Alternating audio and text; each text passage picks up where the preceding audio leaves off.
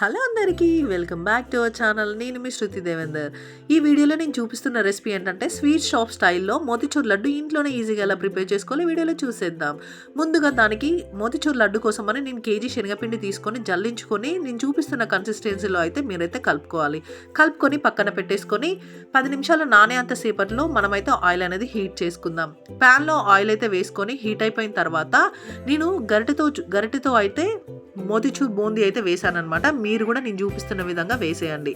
ఇది 2 వైపులా ఫ్లిప్ చేసుకుంటూ బాగా ఫ్రై అవనివ్వాలి. ఇది కరకర కాకుండా మెత్తగా ఉన్నప్పుడు మాత్రమే మోతిచూర్ లడ్డు అయితే చాలా బాగా వస్తుంది. మనకి స్వీట్ షాప్ స్టైల్లో రావాలనుకుంటే బూందీ ఖచ్చితంగా మెత్తగానే ఉండాలి. ఇది ఇలా గరిటెతో కాకుండా మనము స్టీల్ జల్లెడతో కూడా వేసుకోవచ్చు అనమాట.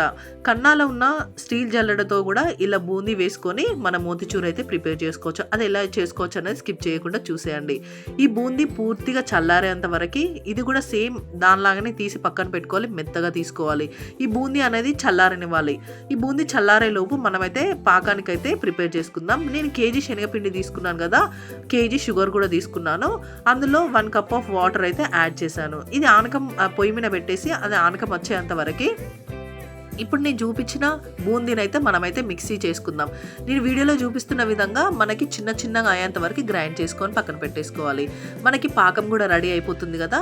పాకము ఎలా వస్తుందంటే మనము వాటర్లో వేసినప్పుడు బిల్లలాగా కట్టాలన్నమాట. వీడియోలో చూపిస్తున్న విధంగా మనకి లడ్డులాగా వచ్చేస్తే పాకం పర్ఫెక్ట్గా వచ్చినట్టు.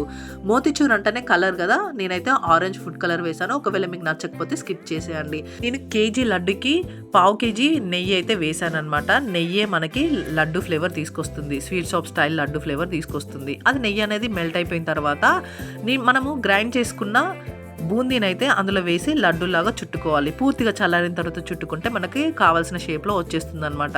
అంతే, ఎంతో ఈజీగా మన స్వీట్ షాప్ స్టైల్ రెసిపీ అయితే రెడీ అయిపోయింది. మీరు కూడా డెఫినెట్గా ట్రై చేసేయండి. అండ్ అలాగే నచ్చితే లైక్ చేసేయండి. మీ ఫ్రెండ్స్ అండ్ ఫ్యామిలీ మెంబర్స్కి షేర్ చేసేయండి. వీడియో నచ్చినట్లయితే సబ్స్క్రైబ్ చేసుకోండి. Thank you for watching.